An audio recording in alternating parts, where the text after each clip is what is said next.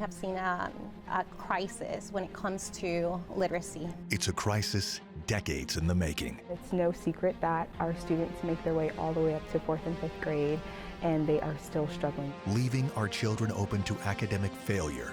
Literacy is embedded in all core subject areas. Now, a new chapter to teaching literacy is coming to our local classrooms. We saw that we needed to supplement in phonics. And our schools aren't fighting this literacy crisis alone. This is a community problem. Thank you for joining us for Literacy Matters, a 9 Family Connection special. Literacy is in crisis, not just here in Florida, but across the nation. I'm Darlene Jones. Welcome to our 9 Family Connection special, Literacy Matters. This library here inside of Cypress Springs Elementary School is filled with books of all genres. Unfortunately, a majority of children in Florida are not able to read the books available to them on grade level. And it's a problem because reading is a critical building block toward long-term success. Children who develop solid literacy skills will find it easier to complete homework, comprehend math and science problems, and will likely find themselves more engaged socially with increased self-esteem. If students leave elementary school without a mastery of foundational reading skills, they will struggle throughout their entire academic career. Our educators here in Central Florida are putting in the work to turn that page. So we also have our ending blends. So we want to teach our beginning blends first. It is a monumental task, but in small groups and with the help of its own educators, Orange County Public School teachers are reimagining literacy. Now we're going to be looking at our spelling. Reverting back to the basics. It's no secret that our students make their way all the way up to 4th and 5th grade, and they are still struggling to read. It's been very frustrating as an instructor, especially in 5th grade, where the focus is heavy in the comprehension and text-based questions if your students cannot read. This shift is in part due to a state mandate requiring school districts to implement curriculums grounded in an approach known as the science of reading. Janice Brenes-Katenchi is the senior administrator overseeing the rollout, creating the Structured Literacy Lab curriculum with the help of OCPS staff. Across the nation, we have seen a crisis when it comes to literacy. And it was because some of our old practices weren't really based on research. So what the science of reading is a collection of just research on how we acquire reading skills that make us effective readers. What were the flaws with the old way of trying to teach literacy? It wasn't really targeted or focused. So teachers would focus a lot of the attention on the comprehension piece and not so much on the building blocks that get us there. The science of reading focuses on how students learn to read, starting with foundational skills, vocabulary, language structure, verbal reasoning, while developing comprehension skills and building vocabulary. Our brains are wired for talking, but they're not wired for reading. We can't assume that a student is just going to hold on to those letters and their sounds because it's just not part of their nature. Felicia Vanacore is a longtime elementary school teacher, but going into the 3rd grade classroom for the first time.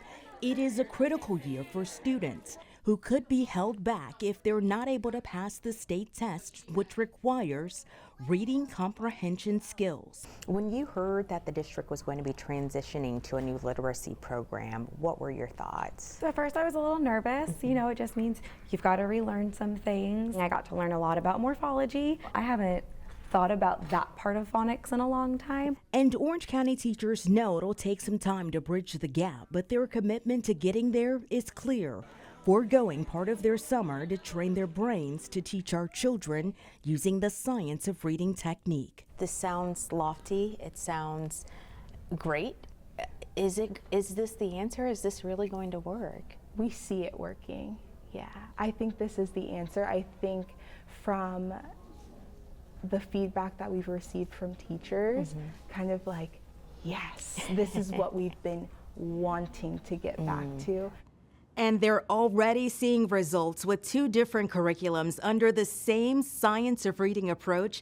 A few Orange and Seminole County schools tested it last year ahead of the full rollout this school year. All right, so let's look at these now. Inside of this Seminole County classroom, students are focusing on phonics, blending letter sounds. Good job. Like, we definitely don't want to kick around here, right? It is a critical building block in the stages of reading and language comprehension happening in first grade.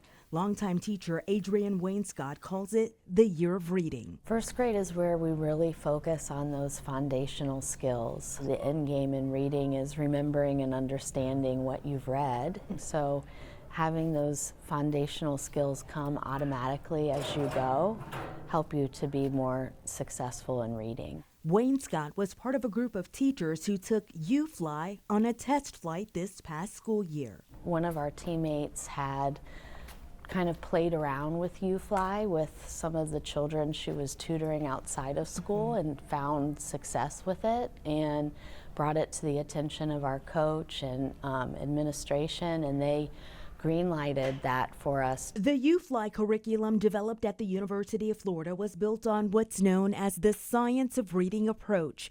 It's not new, but was revived when the state of Mississippi touted its success after a 2013 overhaul of how its educators teach reading. Now, at least 38 states and the District of Columbia use the evidence-based instruction. They've really built a foundation package, if you will, for how to instruct those foundational skills, which are phonemic awareness, which is like listening to sounds and being able to manipulate them, as well as phonics. Every school district in the state of Florida is now moving toward this approach. Prior to, what did the data show you about where students were with literacy? They might have understood our phonics and spelling patterns, but they necessarily weren't applying it in their everyday reading skills, fluency, writing, and that's where we really needed to focus on. Amanda Giamalvo is one of the instructional coaches for Seminole County Schools. Understanding this role allows her to have a broader impact on improving literacy rates district-wide. That's because teachers have to be retrained on how to teach reading, because this is different from how many of them learned or even how to teach the foundational skills of literacy. I am a first grader in your Yes. classroom, and you put the word hat in front of me. How do you teach me how to say hat? So we say it slow, right? We look at each sound, we sound it out, we put the sounds on our fingers, at, and then we're gonna say it fast, hat. Just like in Orange County, where pilot programs were launched last year, Seminole County teachers are also seeing success, and administrators see it as the key to unlocking reading, developing more fluent readers at a younger age so that they don't have to spend so much time decoding words, which often creates an obstacle to reading comprehension in later years. Did the gaps start during the pandemic, or were there gaps prior to? We've been doing the work before the pandemic, is the honest truth of it. And students so far are all in. They're more engaged in learning, actively participating because they're part of the lessons, producing the sounds, creating the words, and writing them. How do I know if it's going to be CK? The confidence it builds is part of the ultimate goal, making sure they leave the classroom knowing that literacy matters. You know, dare I say, even this year they were like joyful in their approach to writing because they were more confident with decoding and sounding out the words. Do you think that is a part of why so many children don't necessarily like to read, because it hasn't always been fun? Yes, you've got to hook them in with fun. Our local educators can't take on this massive crisis alone. Coming up, how community partners are stepping up with their time and investing local resources into literacy, and why they're making it a priority. Welcome back to Literacy Matters, a 9 Family Connection special. Here at Cypress Springs Elementary School, they call the library the heartbeat of the campus. You've likely heard the saying, it takes a village to raise a child, and literacy is a community-wide problem, which is why leaders at the Boys and Girls Clubs of Central Florida are taking on the challenge to help close the literacy gap with programs outside of the classroom. Inside of the Jacqueline Bradley and Clarence Otis Boys and Girls Club in the West Lakes neighborhood of Orlando, children are falling in love with literacy their way. Study every day so increase our reading power. CEO Jamie Merrill is all in.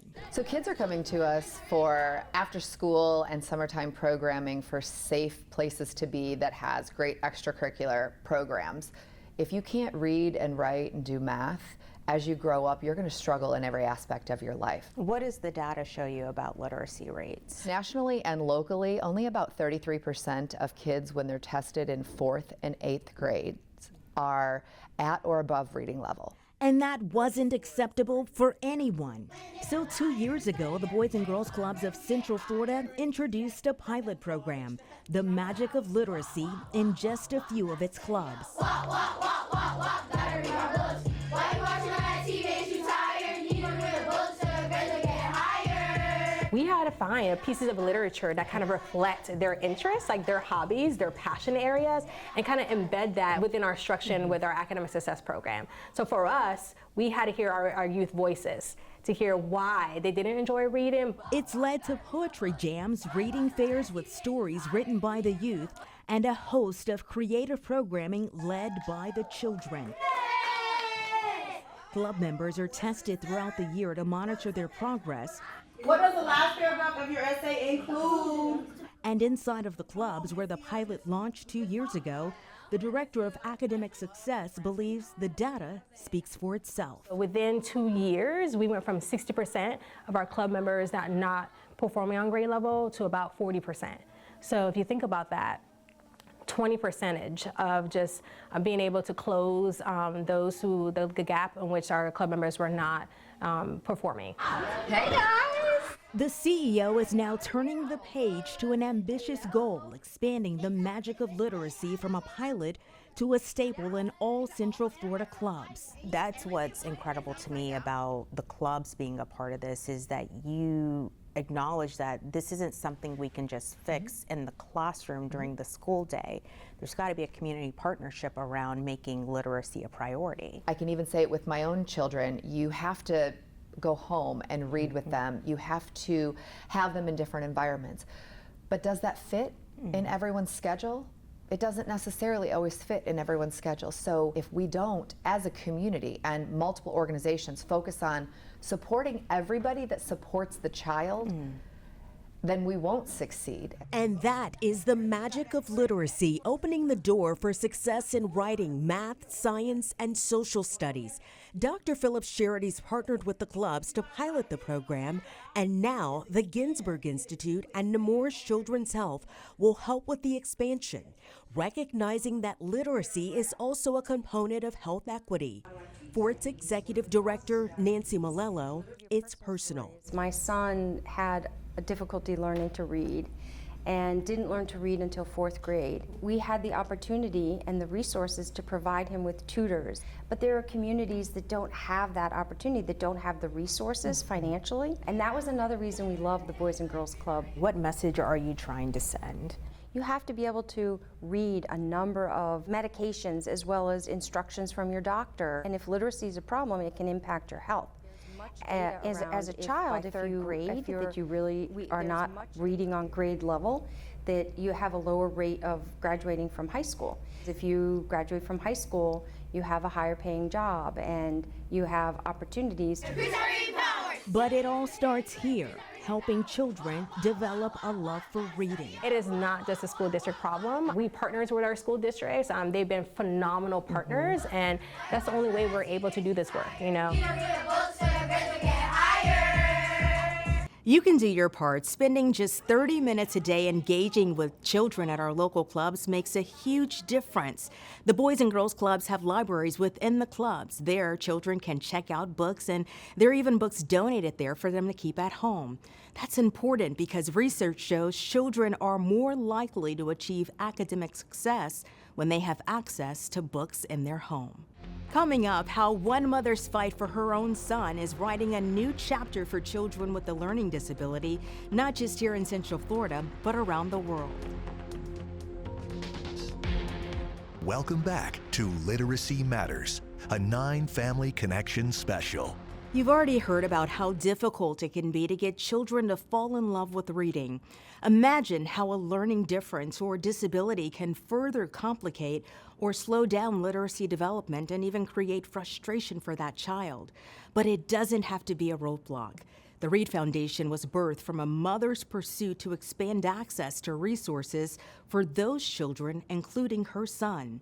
And in a few short years, the foundation has already changed hundreds of lives. The foundation really came to be because of my son named Reeds. Jen Knopf is an attorney by trade, but spends a lot of her time as the face and advocate of the Read Charitable Foundation. The foundation has been filling rooms like this, training local teachers in the science of reading approach since 2019.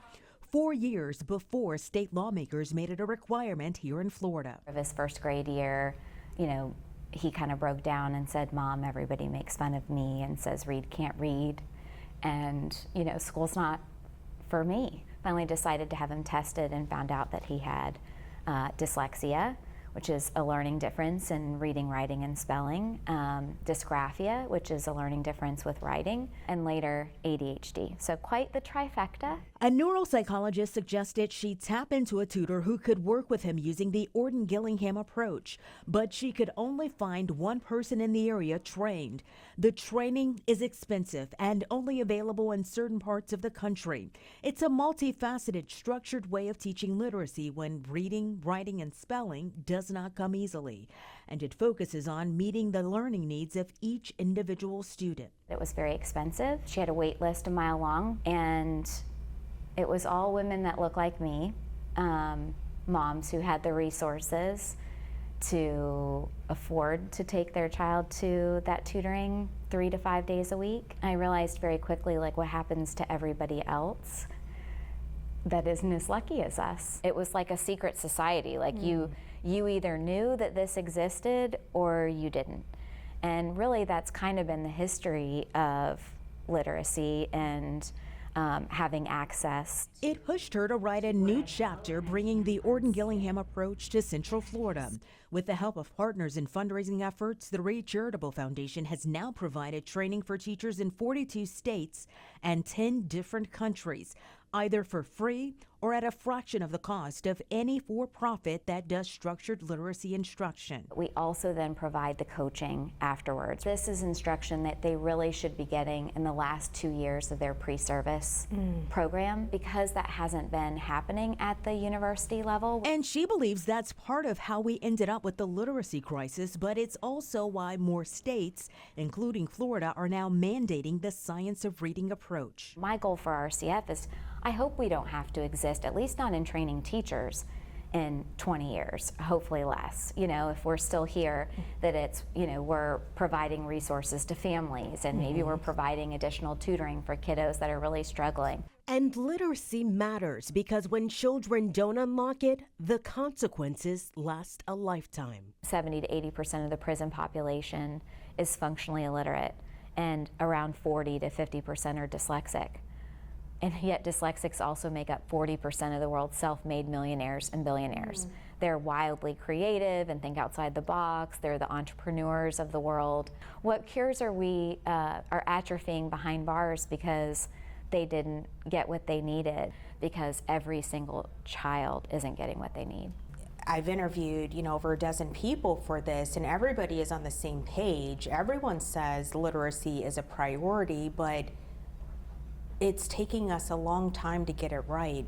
How is that possible? You're asking the question that I ask myself almost on a daily basis until I watched it happen in my own child. It's the gift of his suffering that has given me the empathy to really understand. We really take it for granted. Not because we're not grateful, but it's just, we don't even think about the second we wake up, we're looking at our phones and we're figuring out what's happening. We don't think about what it would be like if we couldn't do that. It's not just school libraries, but libraries throughout Central Florida and our community are becoming a destination for families with children. There are programs luring children to spend their summers at the library in each county. In Winter Park, the Youth Services Department, like other libraries, has developed a variety of classes for infants all the way up to teenagers, designed to promote a love for reading. It's very important, and we start with babies. If you can get the babies in the door, I love to hear the stories where the parents are like, hey, we're driving down the road and my 6-month-old is, you know, they recognize the building. So the literacy aspect here, I mean, you all have a vast collection. Yes. I mean, you have an entire floor dedicated to kids of all ages, yes. We have easy readers. We're adding decodable books to our easy reader collection, a huge collection of picture books, graphic novels. Reading for fun is an important part of life. How have you all managed to make this library a destination? I mean, it's busy all the time. We have a lot of classes for a variety of ages. It's a beautiful building. But you also engage. We do engage, yes. We're actually a family place library, and there aren't very many of those in Florida. The Beanstack program encourages children to read 1,000 books before kindergarten, and it's manageable. With 1 book a day or 10 a week over a 2 to 3 year period during those early years makes a huge difference.